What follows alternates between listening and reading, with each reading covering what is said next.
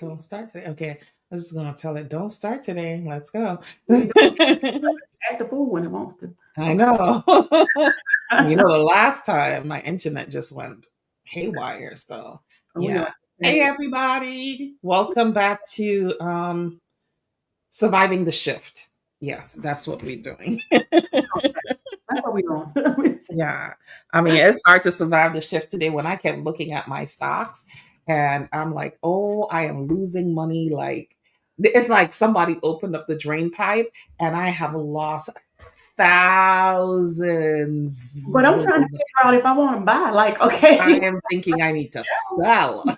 Not buy when it's low. I Um, know, but but this environment though, you just kind of sit there like, okay, we can't. I don't know what What to do. moves do you make? Like, how do you get? Because every day is something different. Yeah, it's a lot. It's a lot. But when I tell you thousands and thousands and thousands of dollars, I lost a lot of money. I Mm. think everybody, Speaking of it's not just me, everybody like has lost. Yeah, between yesterday, the announcement yesterday and this morning, um, and you can almost say that we're really in a depression right now. mhm. And it's only gonna get worse.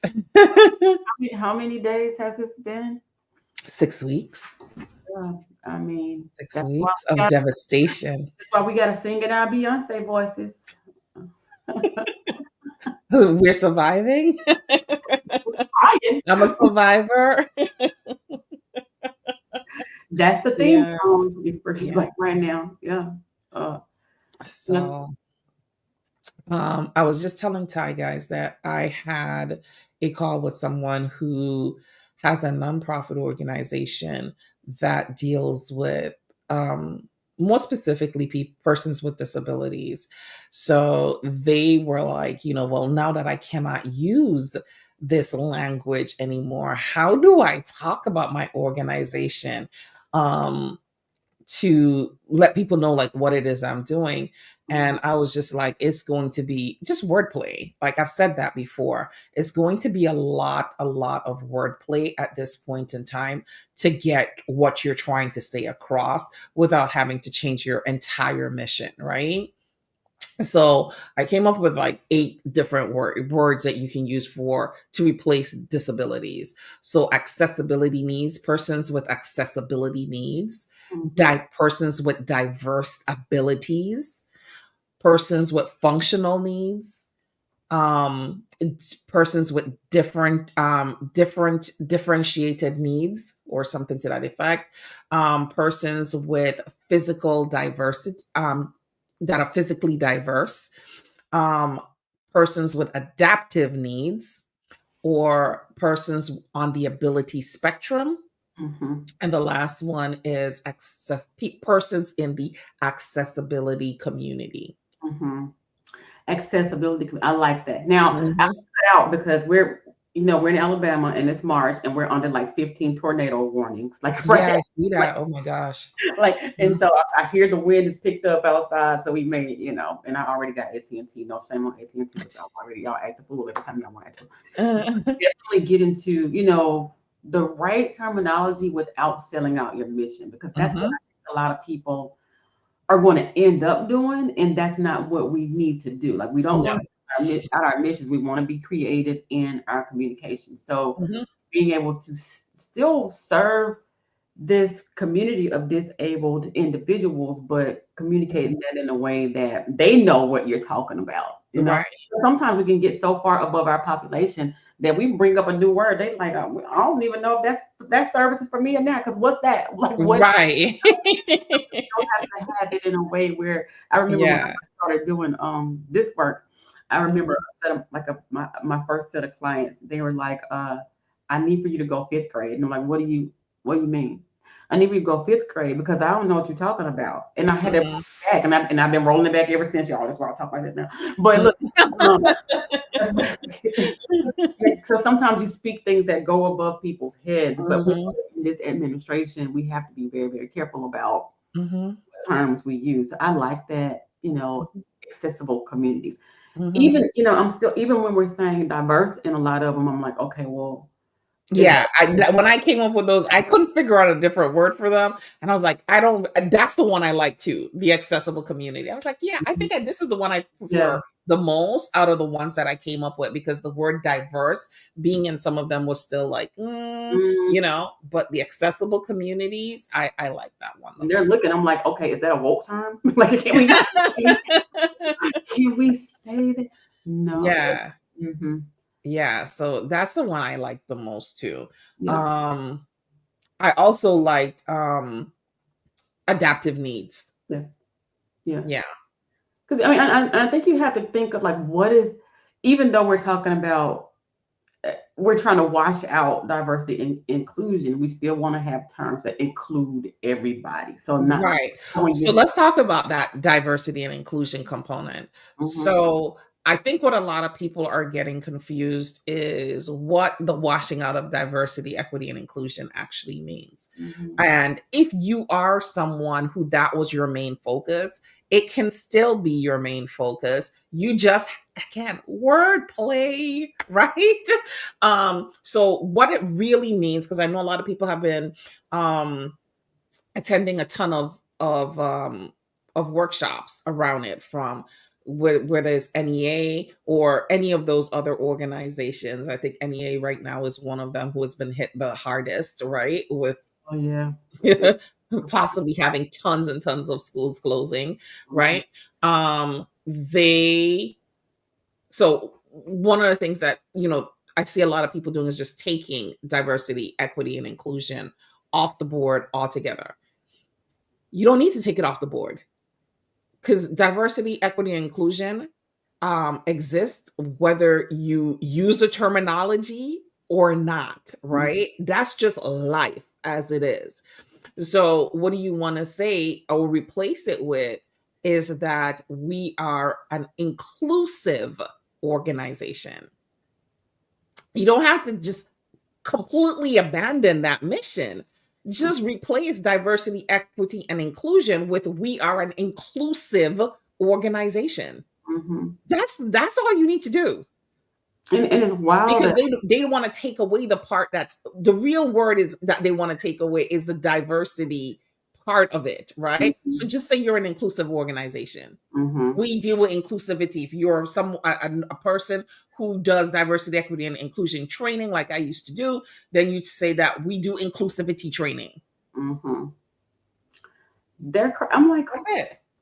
it's really, I had a client who was, I think I mentioned it last time, who was focusing on um, Tuskegee Airmen. Like that was the Mhm. whole Right. I remember you were telling me about that. organization. So she's like, so what do we do if because we know when this administration first came about, they were talking about not teaching the new recruits about the Tuskegee Airmen. Right. Okay, so where does it leave my organization if we're Mhm. founded upon this, like this whole thing around Mhm. airmen and what that means to the African American community? Do we abandon our Mhm. entire mission because Mhm. that's what we're founded upon? And I'm like, well, no, you don't. You can't abandon your entire mission if that's your goal. First, secondly, who Mhm. says you have to get federal funding? But see, that's the thing. Everybody thinks Right? as a nonprofit organization, they have to get federal funding, right? That's just what they think. That's what they think. I'm like, you can, Mhm. without, if this is where you started, if you're really, really committed to Tuskegee Airmen or whatever this thing is, then that's what you Mhm. got to do. Yeah. That's what And you I got. think I wish a lot more people would understand that. If this is your mission, this is your mission. Regardless, it's your mission, right? You just have to find creative ways of work. What do you think the administration is doing currently? They're finding creative ways of, skating around establish laws, Mhm. establish policies and Oh yeah. procedures. So then you need to find creative ways, still staying legal though. Come on now, we're not trying to tether the line too far, but find creative ways around it. And that's why I came up with that list of hey, you don't need to abandon your mission. Just find other words Mhm. that still say the same thing without saying the words that are prohibited so that you can still apply for the funding that you need, or talk about your organization where it doesn't feel like you're alienating other people. Mhm. Yeah. Speaking of alienation, let's talk about DOGE a little bit, right? Let's talk about the. I'm reading last night, and I'm like, not you're not about to cut Social Security. What is the what are these? I mean, every day, like I said, some things, and y'all have to be rational about some things, right? Absolutely. There's some things that I'm like, that makes a little sense. Some things. For example, there was a organization, and I can't remember the name of it, but like the last presidency, there's a lot of conflict of interest going on with this organization, where billions of dollars was going to this organization, and somebody from like the president's family was like a member of the board. So I'm like, okay, so this makes total sense for you to shut that down. Like that's conflict of interest. But there's still conflict of interest on this side. I'm not going to talk about it right now, but okay, there's a lot of There's conflict tons of conflict of like that interest, too. but So yeah. why aren't we shutting that down? But why are you Mhm. going after Social Security and public housing, these kind of things? I understand that some of this stuff, especially like the public housing thing, was saying, maybe there should be a limit on public housing. Maybe you should be able to access these services for about 2 years and then move on with your life, right? If this is the case, and I'm thinking about nonprofits who deal with housing and things like that, I Mhm. think it does put nonprofits in a different but better position. I talk about it all the time. When people are Mhm. in our programs, we don't want them to stay on the program forever. Correct. We want them to be, and we're not showing impact if we're providing housing, and 15 years later, this same family is utilizing our housing still. Mhm. We're not. So when I say that, kind of makes sense a little bit, because Mhm. I'm looking at these nonprofits and I'm like, are we doing what we're supposed to be doing if folk are not graduating from our programs? Probably not. So I understand that. So it kind of feels, even though I'm against most of everything that's going on, it kind Mhm. of feels like it's a push to have these organizations do what they're supposed to do. Like, how long am I supposed to stay?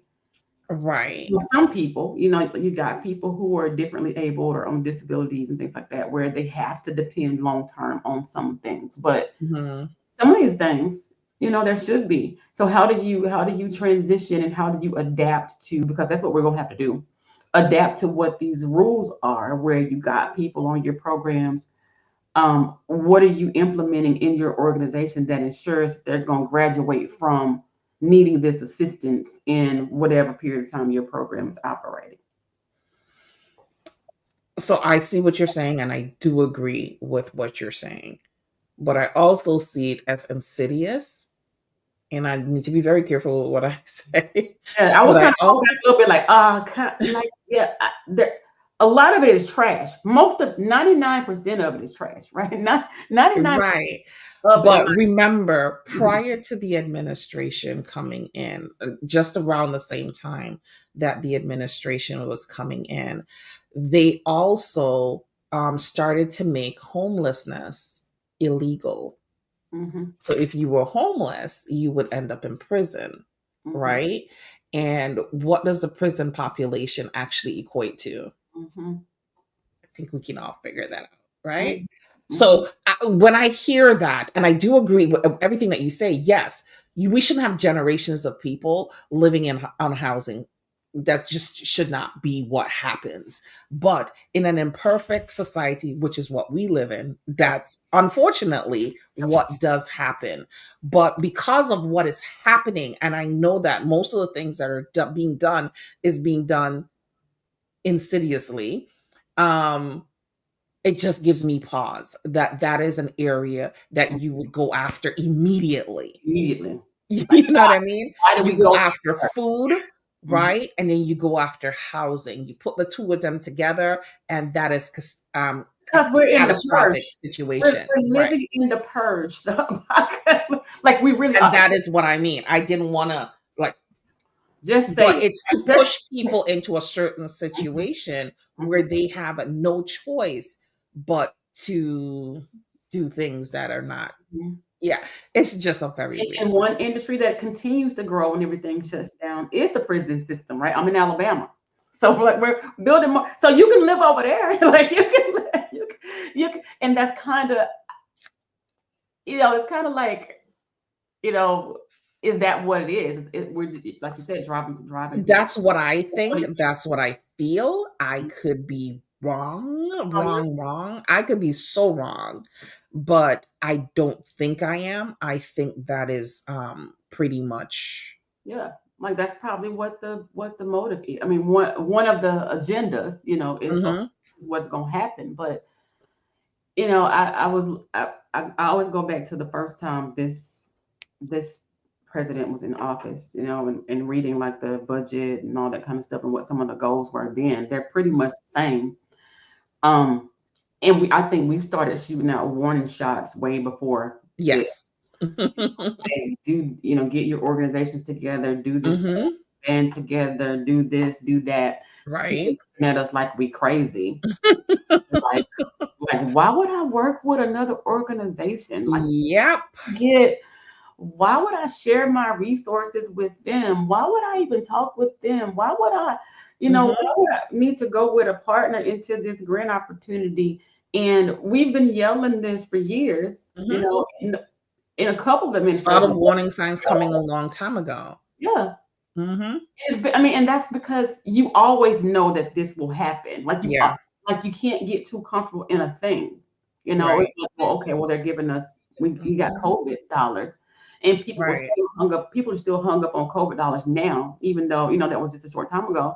But people Mhm. are still like, okay, well, somebody's gonna rescue us from this, and we're gonna get this stimulus, or we're gonna get this money, we're gonna do this thing. And we kept saying, you know what, you gotta diversify, you gotta partner, you gotta do this, you gotta do that. Mhm. And they're looking like, nah, we're not going to do that. So what happens now when the funding is short, when they're rolling back DEI and they don't have funds for this, or when they're rolling back when Social Security gets cut, Mhm.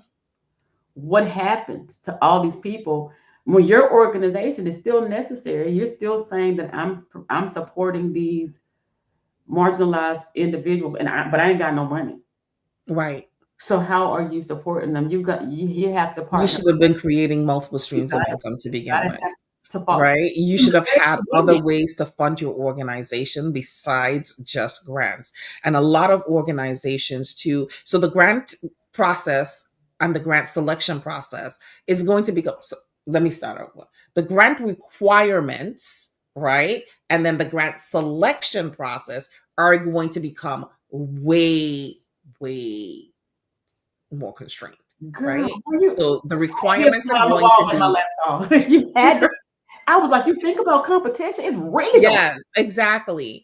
And that's one of the things that we've been saying. So, there are nonprofits right now who have millions of dollars or have gotten hundreds of thousands or millions of dollars over the last 4 years, 5 years, right? Mhm. And some of them are fairly new nonprofits. Some of them have been more established nonprofit organizations. But you got those millions of dollars. And no matter how much we have been saying over the last 4 to 5 years, you only got that money because of COVID. We get the brunt of, oh, you guys don't know what you're talking about. You just hating on Baby. us. You just don't want us to get this money. You did it, whatever, a whole bunch of stuff. But that is the truth.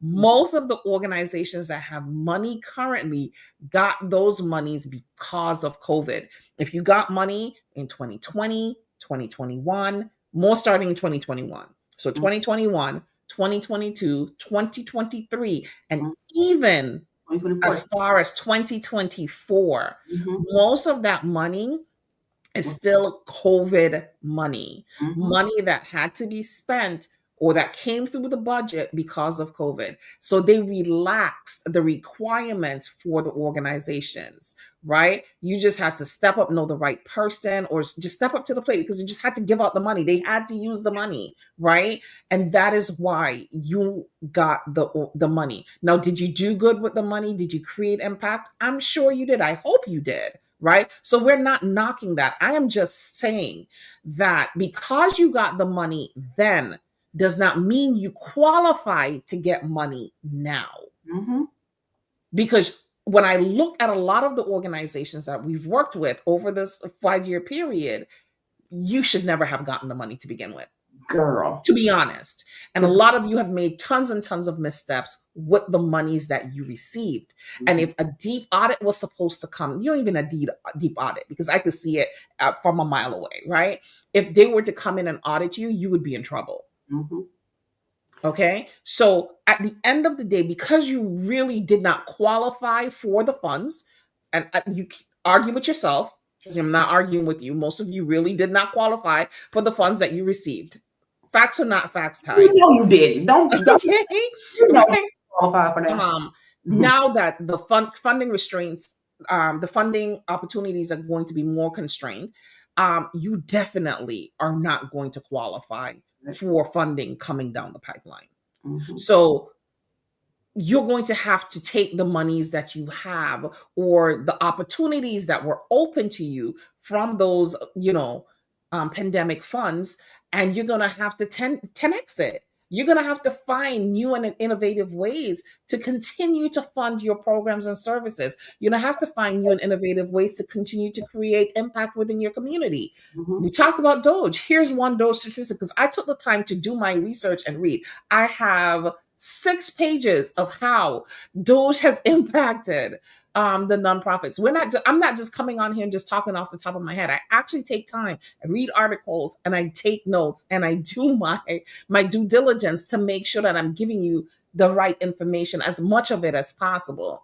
So termination, one of the impacts that DOGE has on the community is termination of contracts and grants. DOGE has canceled numerous contracts and grants for nonprofit, affecting their operations and financial stability. For instance, let's say that the Hispanic Association of Colleges and Universities in San Antonio lost $12.8 million designated for scholarship, internships, and diversity training programs. That's just one, because a lot of universities are nonprofits, in case you guys didn't know, right? Another way it impacts humanitarian aid. We know that USAID, they suspended all of the funds going out for USAID. That's 10,000 foreign aid grants and contracts totaling $60 billion. That's impacting hundreds of thousands of people who work outside the United States, who are probably Americans, that worked with other organizations or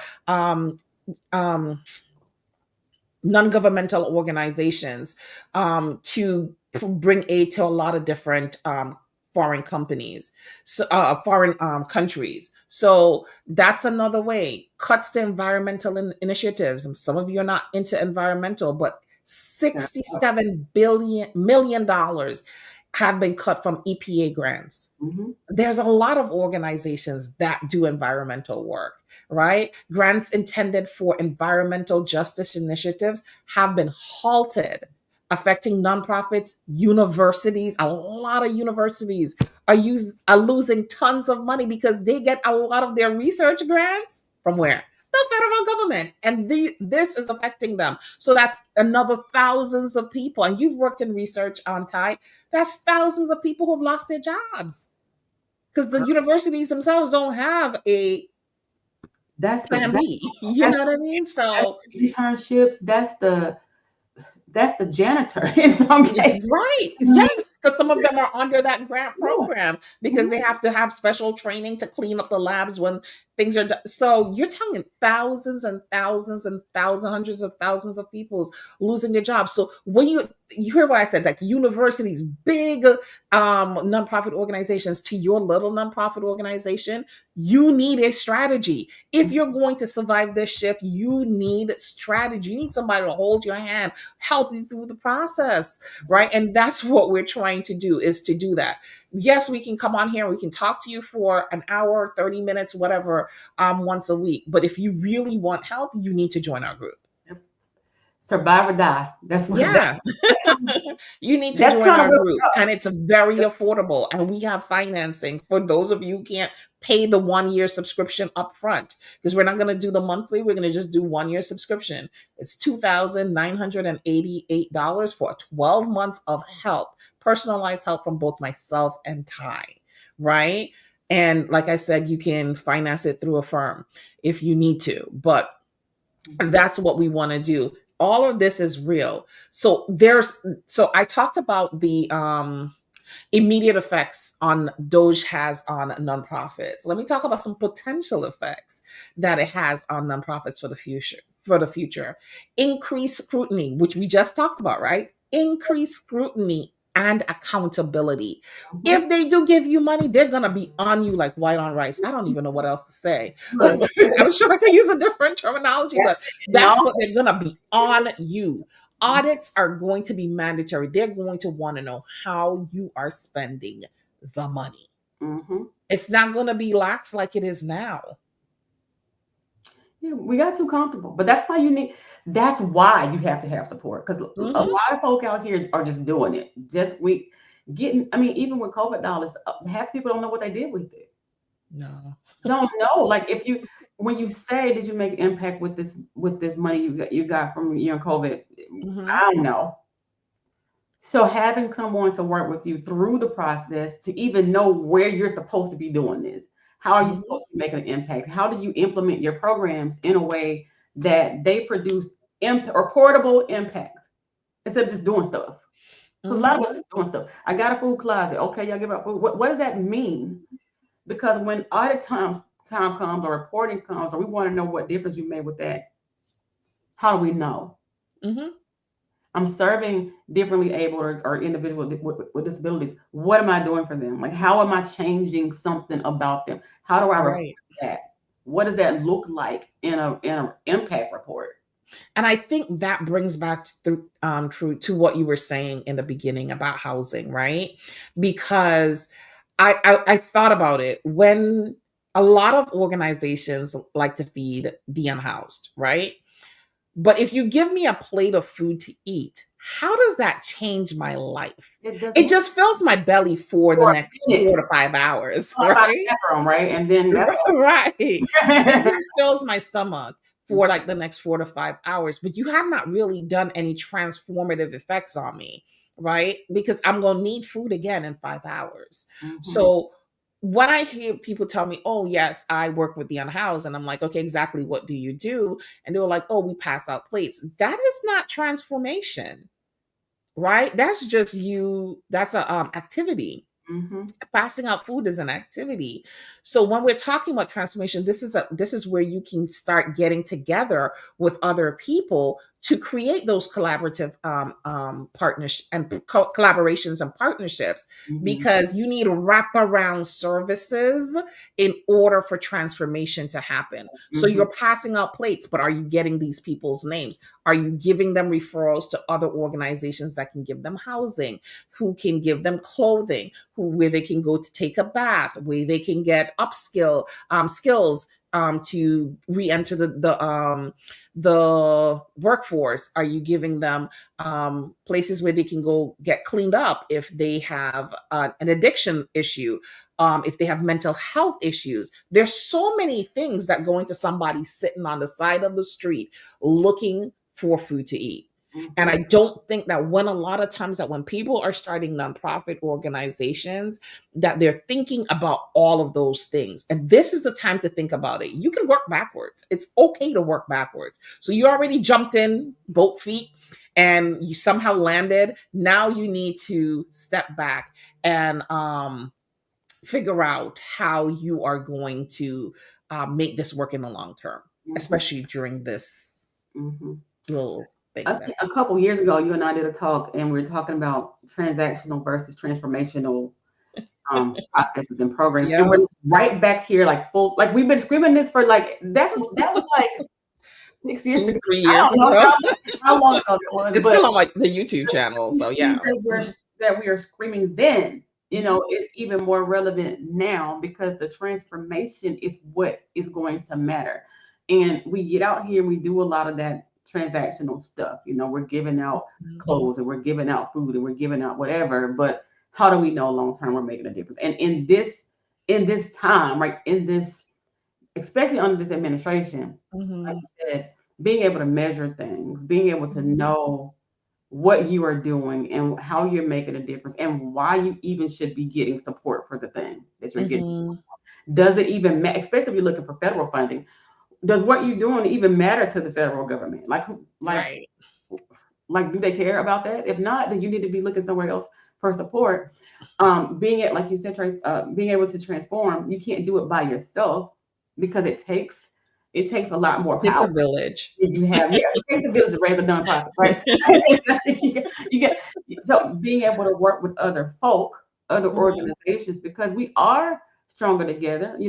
If but you have to be in a certain shape as well. Nobody Right. wants to work with you if you toe up. If you can. Mhm. So, but what do you bring to the table? So if I'm giving out plates and they're giving, clothes and they're giving housing, okay, well, let's work together so we can make this a process for somebody and we can see them to the end of the road. We can do this Mhm. collectively. So if we are all fighting for the same piece of money, why don't we just get it and share it so that we can Right. do all this stuff? And so the competition is decreased by two because we're doing this together. Right. And that's that when you talk about competition, not competition is not only like, two nonprofits doing basically the same thing down the street from each other. It's also about diluting the funding pool. Mm-hmm. Right? So if you're having a hard time finding money for your organization, whether you're looking at federal funds, which we know doesn't exist kind of right now, but if you're finding money, right, look for your nonprofit organization, it's probably because you guys are diluting the funding pool, which means that there are too many of you in a certain area that are doing the same thing. What Mm-hmm. you need to figure out is what are you really, really, really, really good at? What is that person really, really, really good at? So, like, let's take for instance Ty and I, right? We do the same thing. We're both nonprofit consultants, right? At the end of the day, that's what we do. But guess what? I don't like writing grants anymore. Right? I don't Ty even. does. I don't even really. Right, but you got a team that does that. So, but I mean, I still write them if I have a client that I've had for a while or somebody who I'm close to, I'll still write the grants because I'm still a grant writer at the end of the day. But otherwise, I just send them on over to Ty. Yeah. And I Right? mean, I I think really like anything that has to do with operations, like planning and structure, all strategic Tracy, planning, and all offer Tracy. compliance. That's my thing. Yep. Right? I really, really like putting organizations together, making sure that they're operating correctly, that they're making money. Girl, listen, they're making money, right? And having multiple streams of income and operation and compliance. That's really what I like to do. So if Mhm. Ty has anybody who needs that, she sends them on over to me. At the end of the day, we're on equal yoke with our knowledge, but we just like different aspects Mhm. of the business. And I think nonprofits just struggle with that, especially like Mhm. founder led. Y'all, they kind of hold on too tight to stuff. I'm like, dude, you ain't doing a good job with that. Let somebody else do it, or you ain't got time for that. So let somebody Mhm. else do that thing, right? If you over here, your food pantry is going really, really well. Why you over here trying to find housing? And they already, Mhm. if you Mhm. every once in a while, I provide somebody with housing. But hey, this is a whole organization over here who has the infrastructure. Let us Mhm. work together and do this together. That's okay. And I think we just kind of we especially in our community we just get so territorial with stuff. It's like, oh, Yes. this is mine. I don't want anybody taking it. Mhm. There's an opportunity out there. I think that my organization needs this more than anybody. If I see something right now and we got strategic planning and grant writing, I'm called Tracy. I'm like, let's do this together so that you and your team can get this much money and me and my Mhm. team get this, so we can all eat. We don't have Mhm. to do it, and we can get Exactly. done. Right, y'all. This is right now in this times. I mentioned it on Facebook because this is what's going to separate people who are in this work to be in this work from people who are in it just for the money. Mhm. Because y'all who are just in it for the money ain't gonna get none. No. Like that's what, if you're in it just for the dollars of it, you're not gonna get any. Mhm. Moving forward, you're not. You may have gotten it in the past. You may have gotten some COVID luck, or you may have gotten some, some whatever look. But moving forward, it's not going to be the thing, because when the audits come down, when you have to really talk about your impact and prove your impact and demonstrate your impact, you're not going to be able to do it. When you have to show, federal grants require to a certain degree that you have partners and that you collaborate with folk and that you're out in the community and you're doing these things, you're not going to be able to stand for it. Because you're not doing it the way that you're supposed to be doing it. You're talking about, I'm serving 10,000 people and it's only your little organization. I don't even believe that lie you told. Especially when you don't have a full staff. Right. You ain't got no staff. Ain't nobody getting paid. Ain't nobody on payroll. You the secretary, the treasurer, and the president of the board. You running all the programs. And you're saying you're serving all these people and you're doing all this work so that you can get this big money from somewhere where somebody in the past did not look at it like they're supposed to, and it slid. It went under the radar. That's not happening anymore. Even a lot of these Tracy for-profit stuff, even a lot of these, it was a push to get these certifications, minority owned and woman owned. Which I worked with a lot. I helped a lot of people get those certifications. So yeah. Now with this whole situation happening, DEI went away. Yeah. So now you got to stand on your own merit. And it's going to be hard for a lot of people to get it. You really are going to have to compete with sometimes what is mediocrity. Yeah. And you're not going to get it. You see how that works. I mean, because I'm not saying that, minority owned and woman owned businesses, we work hard. Harder than a lot of folk, right? A lot of the stuff we were supposed to have because we work for it. But we see this whole merit, what is it? Merit intelligence. I can't remember what the other part is for. Whatever they're based on, that it is highly subjective. Yes, it is. Right. So who sets the standard for that? Not us. No, we do not.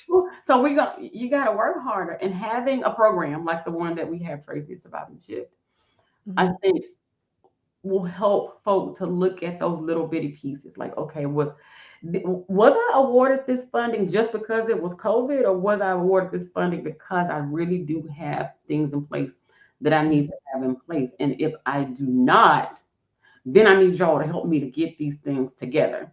Let me give you an example of a nonprofit that has survived one shift but won't survive another.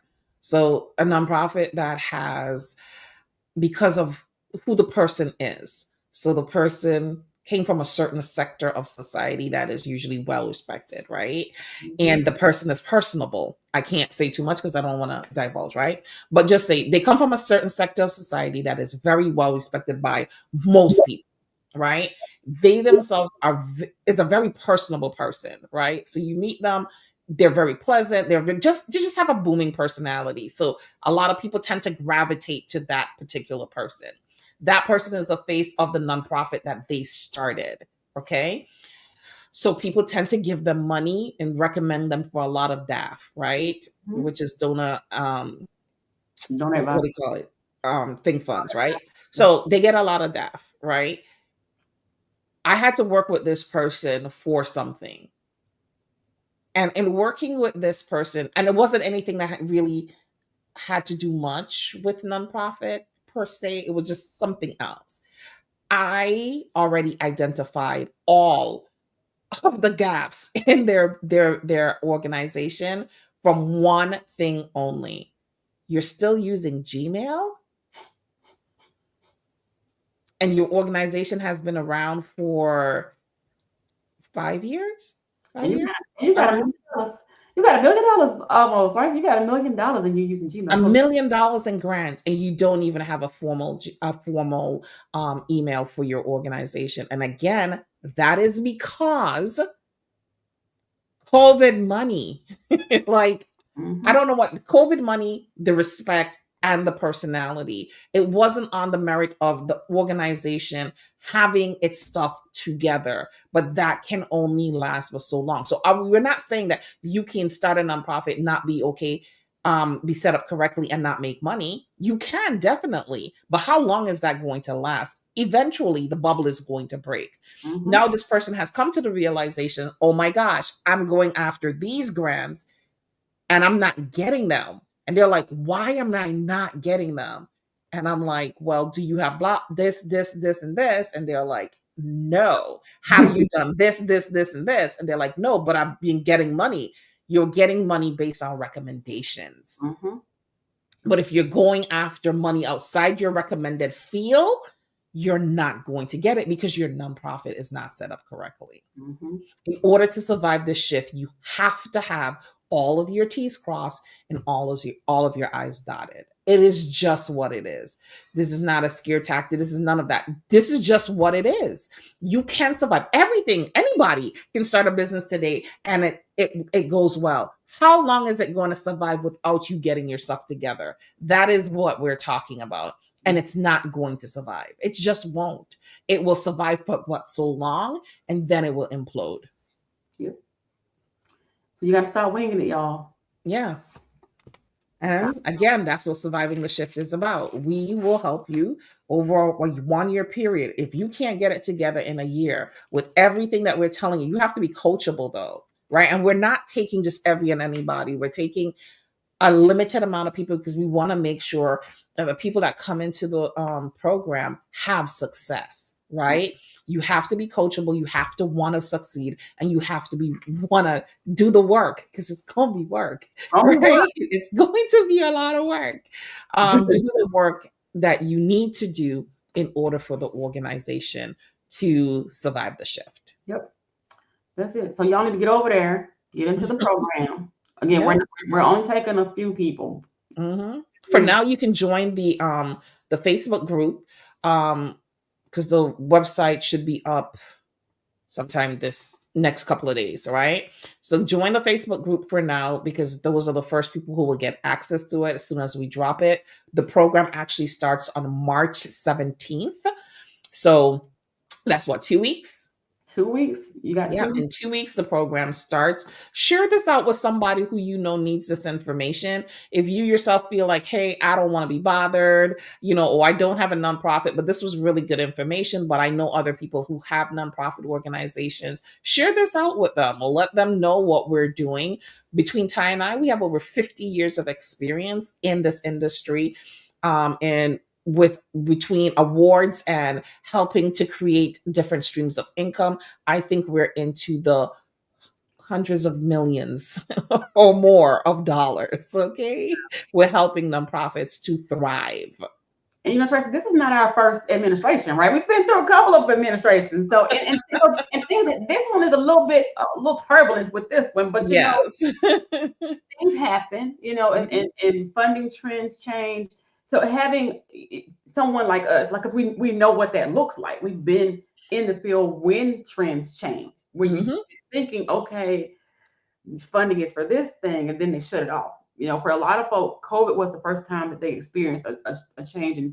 But for us, we've been there for a minute. So we've been there where dollars for this was available. And then, somebody says, nope, we're going to, you got to do this. This is why diversifying your funding portfolio is very important because we kind of lived through this. Like, okay, well, you can't rely on grants only, or you can't just look at donations, or you can't just depend on fundraising. You got to mix it up. And not only that, some internal things that you have to do with your organization to ensure that it stands when stuff changes, right? Things change all the time, but you want to be so solid with your organization that it really doesn't affect you, right? That you keep going. If you got 20 streams of revenue coming in, if they cut off a little grant, you like, girls, whatever. No problem. We cool. Yeah. We feel cool, right? Yep. Yeah. See y'all. So that's it, ladies and gentlemen. Hi, good afternoon to everybody who joined us today and left comments and stuff like that. Thank you for joining us. Please make sure you share this out so as many people as possible can see it. And again, go on over to Surviving the Shift. That is the Facebook group. That is where we'll drop the link, and we'll probably be choosing who gets into the program. Again, the program is $2,988. You pay for the year. We take you through the program over a 12-month period. There is financing available through, I think it's a firm, right? Affirm or No, afterpay? Afterpay. Afterpay. Yeah, there's financing um through Afterpay that works out to be about $249 per month. It's not expensive. Ty and I charge basically $350 for 1 hour to talk to us. So So you better girl, boy, whoever. yeah, I charge between 350 to 375 per hour. So having us in the group all the time, every week, being able to ask us questions, we being able to provide you the help that you need, and there is the availability to talk to us one on one at least once for the year if you need to. But we'll be constantly in the group doing lives, doing trainings, making sure that you have everything that you need so that you can get through this shift and keep your nonprofit alive and able to create impact within the communities that you serve. These people still need your help. They need your help more now than they've ever needed your help before.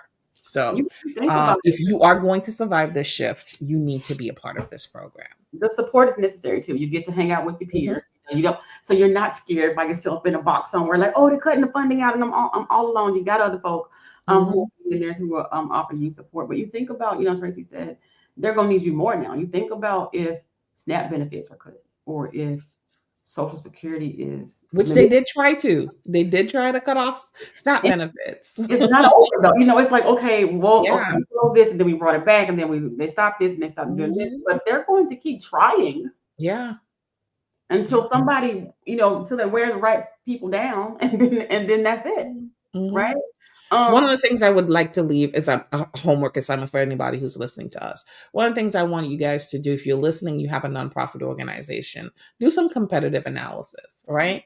Go look in your community. So if you live in a county, look within that county and the surrounding counties, the ones that immediately surround your county, and see what other organizations are doing the same or similar work to what you're doing. Write them down. Next time you join us, I'll tell you what you can do with that list. But you need to do that type of reconnaissance now. You need to go figure out who else in your community and surrounding communities is doing what your nonprofit is doing. And I bet you will find a bunch. Because that's supposed to be like a preliminary thing. Like it should be, right? This is the pre-work. Yeah. But now, like I said in the beginning, sometimes you jump 2 feet in first. Now we gotta, take it back. So that's one of the things you need to rewind. So let's rewind by doing exactly that. Go look up who in your community and surrounding communities does the same thing that your nonprofit does, or very similar to what your nonprofit does. Y'all got homework. All right. Bye, everyone. Thank you for joining us. And don't forget to share, like, and comment below. And go subscribe to Surviving the Shift Facebook page. Bye, y'all. Bye.